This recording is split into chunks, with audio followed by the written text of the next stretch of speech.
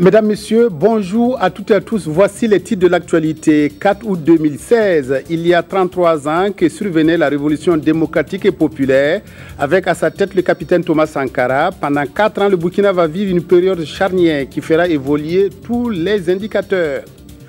Autre date historique, le 5 août, elle sera marquée demain par la finale de la Coupe du Faso, rencontre présidée par le chef de l'État et qui opposera au stade du 4 août le RCK à l'AS Sonabel. Le 4 août 1983, le monde entier découvrait un jeune capitaine, Thomas Sankara, qui venait de prendre le pouvoir à Haute-Volta. Ce jeune officier de 34 ans va très vite se distinguer par son audace, sa verve et sa vision révolutionnaire du développement. Durant 4 ans, la RDP va donner un coup de fouet à tous les secteurs de l'économie nationale. Jérémy Sié-Koulibaly revient sur le parcours du brillant capitaine. Oser inventer l'avenir. L'expression est du capitaine Thomas Sankara et peut résumer à elle seule la pensée politique de l'homme. Porté à la tête du CNR, le Conseil national de la Révolution, il proclame à Haute-Volta le 4 août 1983 la révolution démocratique et populaire pour, dit-il, rendre au pays son indépendance, sa liberté et sa dignité. La révolution burkinabé se veut l'héritière des luttes émancipatrices du peuple voltaïque contre le joug colonial, le néocolonialisme et la domination impérialiste. Président du Faso, chef de l'État à 34 ans, avec la fougue de sa jeunesse et la force de ses convictions, il se présente lui-même comme un porteur de parole du grand peuple des déshérités. Les élèves indisciplinés et paresseux, les professeurs carents, les vomissures de la contre-révolution. La révolution qui le conduit s'inspire de toutes les expériences des hommes depuis le premier souffle de l'humanité.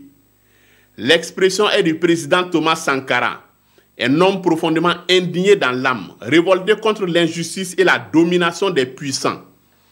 Un homme qui prend fait et cause pour tous les opprimés et les laissés pour compte du système capitaliste et impérialiste sous toutes les latitudes, principalement en Afrique, en Amérique latine et en Asie. Chaque fois qu'un pays africain achète une arme, c'est contre un Africain. Ce n'est pas contre un Européen. Ce n'est pas contre un Asiatique. C'est contre un Africain. Par conséquent, nous devons également, dans la lancée de la résolution de la question de la dette, trouver une solution au problème de l'armement. Je suis militaire et je porte une arme. Mais Monsieur le Président, je voudrais que nous nous désarmions. Parce que moi, je porte l'unique arme que je possède et d'autres ont camouflé les armes qu'ils ont. Alors... Visionnaire, avec une perception à la limite manichéenne du monde, il s'insurge contre ceux qu'il considère comme les élites aliénées, les bourgeois profiteurs et exploiteurs du peuple. Sous Sankara, ce qui est en marche en Haute-Volta, devenu Burkina Faso, c'est la lutte éternelle contre toute domination, comme il définit lui-même la révolution. Tribun charismatique avec un sens élevé de la formule et de la répartie, Sankara aura marqué son temps.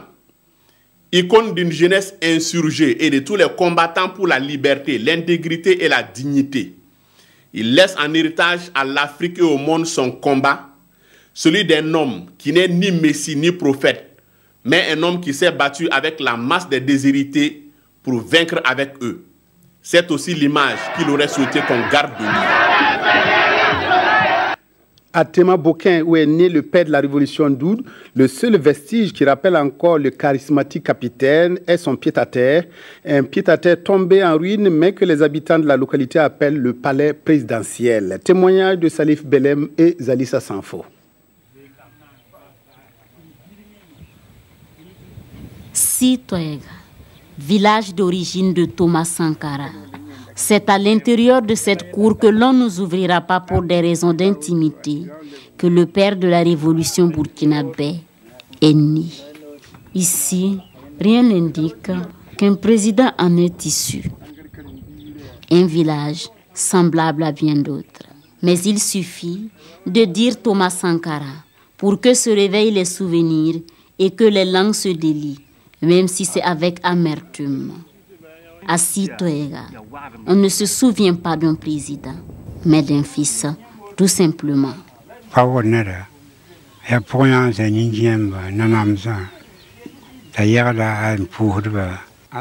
Il est resté le même pour nous, un fils. Il respectait tout le monde comme quand il était petit.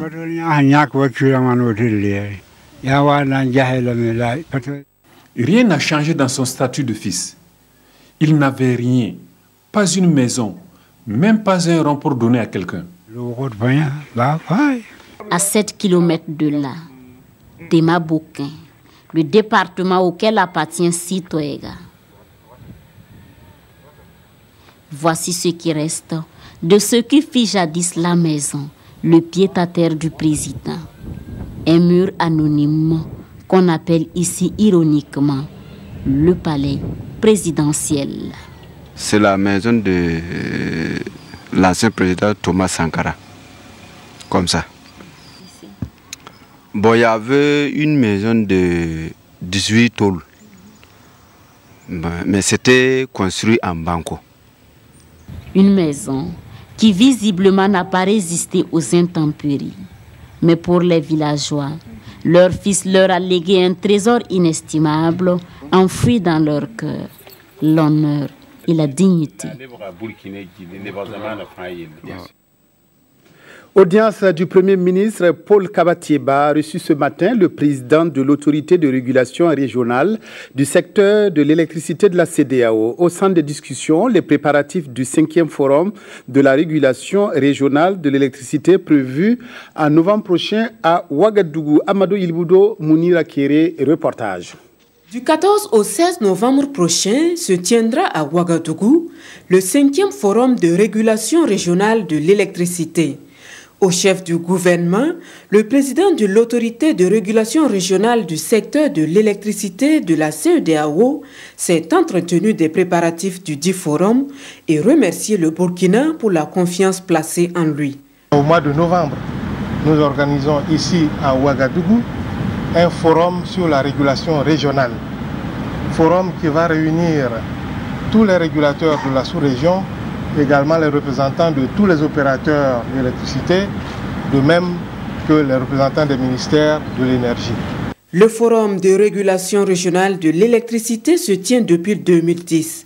Il se veut une plateforme de dialogue entre les régulateurs et les acteurs du secteur de l'électricité de la région. Nous devons mutualiser nos ressources pour pouvoir attirer les investisseurs de manière à ce que nous rendions disponible l'énergie. L'autorité de régulation régionale du secteur de l'électricité ambitionne développer un marché d'électricité pour l'Afrique de l'Ouest. Les régions et communes du Burkina qui abritent des projets miniers ont reçu en juillet 20% des taxes superficielles, soit plus d'1,5 milliard de francs CFA. Ces recettes visent à financer le développement des collectivités bénéficiaires. Dans un souci de transparence, l'initiative pour la transparence dans les industries extractives, ITIE, a rencontré la presse pour évoquer la collecte des ressources minières. Abdelaziz Yagibou. En fonction des superficies qu'elles occupent, mais aussi de l'ancienneté de leur permis d'exploitation, les mines opérant au Burkina reversent chaque année à l'État des taxes appelées taxes superficielles. Environ 7,347 milliards de francs CFA, c'est le montant de cette taxe recouvrée au titre de 2015. Et conformément à la réglementation de l'activité minière en vigueur, ce sont 20% de ces recettes, soit plus d'1,510 milliard de francs CFA, qui ont été injectés pour le financement des actions de développement des collectivités impactées. L'ensemble des régions du Burkina ont pu bénéficier des recettes minières collectées en 2015. Les montants transférés en 2016 au titre de l'année 2015 aux collectivités territoriales varient de 610 millions de francs CFA pour la région de la Boucle du Moun à 5 900 000 francs pour la région du centre. Pour ce qui concerne les communes, les sommes varient de 82,7 millions pour la commune de Mané, le centre nord, à 7 882 francs pour les communes de Kokologo, Nanoro et So dans la région du centre-ouest. La clé de répartition de ces ressources aux régions et aux communes répond aussi à des critères bien déterminés. Il est dit que les 20% des taxes superficielles perçues sont réparties en raison de 10% pour la région et 90% pour la commune. Donc c'est sur cette base-là que les calculs sont faits et que les montants sont affectés et aux régions et aux communes. Pour assurer une plus grande traçabilité de l'utilisation de ces recettes, un projet d'arrêté est en cours de finalisation. Ouagadougou accueille mardi prochain la 7e rencontre scientifique sous-régionale du réseau ouest-africain des chercheurs dans le domaine des substances naturelles. Cette rencontre devrait permettre de capitaliser les expériences et mutualiser les ressources pour une contribution plus efficiente des substances naturelles dans l'amélioration de la santé des populations. Roger Kam Mokoun Dabiré. Substances naturelles et santé des populations. C'est sous ce thème que se tiendra la 7e rencontre scientifique du réseau ouest-africain de chercheurs dans le domaine des substances naturelles, WAMPRESS. La rencontre va réunir près de 80 chercheurs de 8 pays de la sous-région avec pour objectif de mettre en commun le fruit de leurs recherches. Les chercheurs ont fait des recherches dans leurs différentes localités sur des plantes, parfois les mêmes, parfois des plantes différentes, ont obtenu des résultats. Il s'agit maintenant d'analyser ensemble ces résultats pour pouvoir aller de l'avant. Vous savez, il y a des maladies qui ne font plus l'objet de préoccupations en Europe. Les maladies dues à un manque d'hygiène, comme la typhoïde, les maladies diarrhéiques, ce n'est pas pris en compte en Europe. C'est à nous de faire nos recherches. Le WAMPRESS a aussi pour mission d'accompagner et d'orienter les praticiens dans leurs projets de recherche. Et il est attendu de la rencontre de Ouagadougou la formulation des propositions qui permettront l'avancée de la recherche. Il y a des chercheurs qui ont des qualifications dans tel domaine, qui peuvent, des chercheurs seniors qui sont plus avancés dans le domaine. Il y a le matériel qui existe, tel matériel qui existe dans tel labo, qui n'existe pas dans tel autre. Dans la sous-région, on peut mutualiser. Ce séminaire se tiendra du 9 au 12 août à Ouagadougou, avec à la clé plusieurs communications en rapport avec la santé. Le WAMPRESS a vu le jour en 2002 et regroupe des chercheurs de différents domaines. La 24e session du programme national d'approvisionnement en eau potable et assainissement s'est tenue à Ouagadougou. Les acteurs ont fait le bilan du premier semestre de mise en œuvre du programme. Prosaïquement, ils se sont penchés sur la politique nationale de l'eau et de l'assainissement en passant en revue les réalisations physiques et financières. Mathias Trabo, Ismaël Djiloma, Sirima. Faire le point des activités réalisées en matière d'eau et d'assainissement au cours du premier semestre 2016. L'idée réunit une trentaine de structures. À cette 24e session du comité de pilotage, il s'agit de se pencher sur la mise en œuvre de la politique nationale de l'eau au Burkina Faso. Ce bilan va surtout porter sur l'examen des réalisations tant physiques que financières, disons des activités de l'État et de ses démembrements, c'est-à-dire les collectivités territoriales et des autres acteurs du secteur de l'eau. Donc j'entends autres acteurs, les ONG, et les associations, et le secteur privé, la coopération décentralisée. Le programme national d'approvisionnement en eau potable et d'assainissement, selon les normes et critères adoptés, est satisfaisant pour l'année 2015, selon les initiateurs. Il se situe en termes de réalisation physique par rapport aux infrastructures d'adduction d'eau potable à pratiquement 34%. C'est pareil aussi pour l'assainissement. À notre niveau, nous pensons que c'est un bon taux au regard, en tout cas, des difficultés que nous avons eues dès le départ. Des performances appelées à être améliorées pour permettre un meilleur accès à l'eau potable et à l'assainissement d'ici à 2030. Football, la 30e finale de la Coupe du Faso se disputera au stade du 4 août demain, 5 août. Elle opposera le Rail Club du Kadiogo, RCK, en quête d'un doublé, à l'association sportive de la Sonabel, à la recherche d'un premier sacre sur le plan national. Souleymane Sanou, Kalfa Ouattara, jauge pour nous les forces en présence.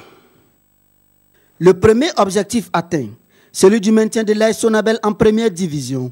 Sédou Zerbo du Krolvé a présent inscrit le nom des électriciens parmi les vainqueurs de la Coupe du Faso. Une tâche difficile mais pas impossible face au champion en titre, le RCK.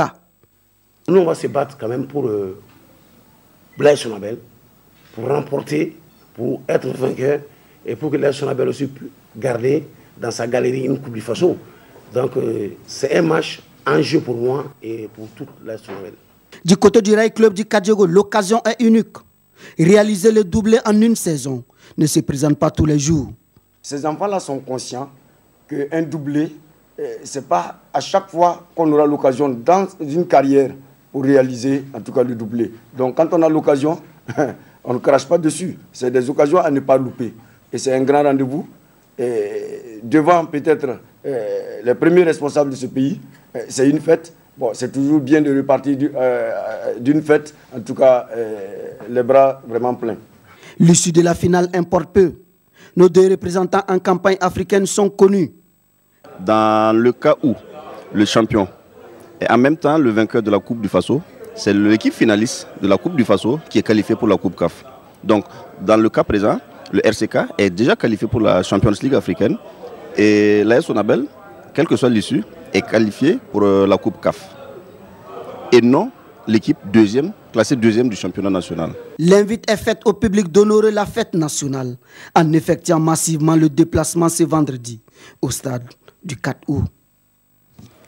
À l'occasion de la finale de la 30e édition de la Coupe du Faso, placée sous le très haut patronage de son Excellence, Monsieur le Président du Faso, Président du Conseil des ministres, la Direction générale du protocole d'État convie les personnalités invitées au stade du 4 août à Ouagadougou le vendredi 5 août 2016 à partir de 14h. L'heure limite d'arrivée est fixée à 15h30. C'est signé la Direction générale du protocole d'État. Le conseil de discipline au Matedesi, un fait assez rare dans l'administration publique, est commenté par les quotidiens de ce jour. Autre actualité, la commémoration du 4 août 83. La revue de presse est signée Tobom Evelyne Dabiré. 4 août 83, 4 août 2016, 33 ans après, les quotidiens reviennent sur la révolution démocratique et populaire. Sidoué a fait un rappel historique de cette révolution. Pour ce quotidien d'État, le 4 août 83 a sonné une nouvelle ère, l'ère des capitaines, l'ère qui va rebaptiser la Haute-Volta et l'ère qui va bouleverser les habitudes, les mentalités et l'ordre diplomatique habituel. Outre le rappel historique, ce journal revient sur les acquis de la Révolution. Des acquis que l'Union de la gauche extra-parlementaire UGEP précise dans le journal Le Pays et qui sont entre autres le patriotisme, l'intégrité, la bonne gouvernance, le respect de la chose publique. DNF propose certains acquis comme étant des solutions aux problèmes actuels du Burkina, à savoir la renaissance de la fierté, une action tournée vers le développement et l'assainissement des finances publiques. Cet assainissement des finances publiques est d'ailleurs déjà amorcé selon les parutions de ce jour qui reviennent sur la tenue du conseil de discipline au Matedesi. Dans le box des accusés, écrit l'observateur Palga, 4 agents, dont 3 sont incriminés pour vol, détournement public et non-respect de la réglementation de passation des marchés publics. Un 4e accusé doit répondre de vol et d'absentéisme, poursuit ce journal. Les sanctions prévues à cet effet, rapporte Notre Temps, sont l'abaissement d'échelon et la révocation des suppressions du droit à la pension. Pour le journal Le Quotidien, le conseil de discipline du Matedesi risque de pêcher comme les autres en ne s'attaquant qu'aux menus frétins et aux plus petits. Le filet n'a pas pris les gros poissons, conclut le journal. C'est tout pour cette édition. Merci de votre aimable attention. Excellent après-midi à toutes et à tous en compagnie de la RTB.